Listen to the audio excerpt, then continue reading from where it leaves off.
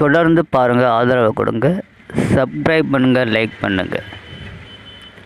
மறைந்த ராமூர்த்தியோட படத்திறப்பு விழா பாக்கியலட்சுமியோட ஹோட்டலில் நடக்குது. அதில் தெரிஞ்சவங்க நண்பர்கள்லாம் கலந்துக்கிறாங்க. படத்தை ஈஸ்வரி திறந்து வைக்கிறாங்க. பிறகு செழியன் பேசுகிறாரு. எங்களில் ஒருத்தவராகவே எங்கள் குடும்பத்தோட ஆணி வேறாமல் இருந்த எங்கள் தாத்தா இறந்துட்டார். எங்கள் குடும்பத்தில் உள்ளவங்களுக்கு அது ஒரு மறக்க முடியாத இழப்புன்னு சொல்கிறாரு. பிறகு யார் தாத்தா பற்றி பேச போகிறீங்க பேசுன்றாங்க.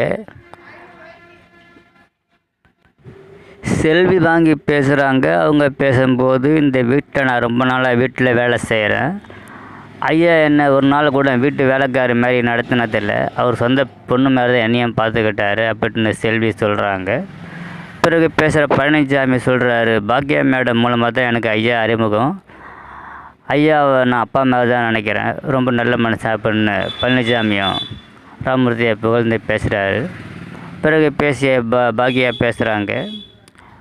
எங்களுக்கு ஒரு தூணாக இருந்துக்கிறாரு. வாழ்க்கையில் முன்னேறதுக்கு எல்லாத்துக்கும் மாமா தான் காரணம். என்னை ஒரு பொண்ணு மாதிரி தான் பார்த்துக்கிட்டாரு அப்படின்னு பாக்கியலட்சுமி புகழாரம் சொல்கிறாங்க.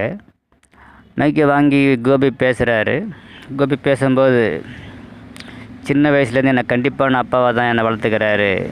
அதை செய்யாத, இதை செய்யாத, என்ன சட்டை போடணும், என்ன படிக்கணும், எல்லாமே அவர் தான் முடிவு பண்ணார். கிட்டத்தட்ட 45 வருஷத்துக்கு அப்புறம் நான் சுயமாக ஒரு முடிவு எடுத்தேன். அதனால தான் நான் இந்த வீட்டில் கெட்டவன் ஆகிட்டேன். என் பிள்ளைங்களுக்கு நான் நல்ல அப்பாவாக இருக்கிறேன். ஆனால் என்றைக்கும் அவர் எனக்கு நல்ல அப்பாவாக இருந்தது கிடையாது அப்படின்னு ராமூர்த்தியை குறை சொல்கிறாரு. கோபி பேசும்போது குறுக்கிட்டு பேசுகிற பழனிசாமி, இந்த நேரத்தில் இந்த பேசலாம் தேவைங்களாண்ணா அப்படின்றாரு. இதை நான் சொல்லித்தான் ஆகணும் அப்படின்னு கோபி தொடர்ந்து பேசுகிறாரு. அங்கே இருக்க எழில் எல்லோரும் ஈஸ்வரியை பேச கூப்பிட்றாங்க. அவங்க பேச முடியாதுன்னு சொல்லிடுறாங்க. என்ன பேச மாட்டேன்றாங்க. பிறகு வெளியே வர்ற கோபியை பார்த்து கேட்குறாங்க, நீ பிள்ளைங்களுக்கு நல்ல அப்பாவாகவும் இல்லை, நீங்கள் என்ன செஞ்சீங்க உங்கள் அப்பாவுக்கு அப்படின்னு கோபியை பார்த்து பாக்கியலட்சுமி கேட்குறாங்க. ராமூர்த்தியை பற்றி தவறாக பேசும் கோபிநாத், அவர் பேசுகிறத பார்க்குற பாக்கியாவும் குடும்பத்தார்களும் கோபியை கோபத்தோடு பார்க்குறாங்க. இந்த ஆள் விவசாயம் இல்லாமல் பேசுகிறாரு, எந்த இடத்துல எது பேசுன்னு தெரியாது பேசுகிறாருன்ற மாதிரி கோபத்தோடு பார்க்குறாங்க.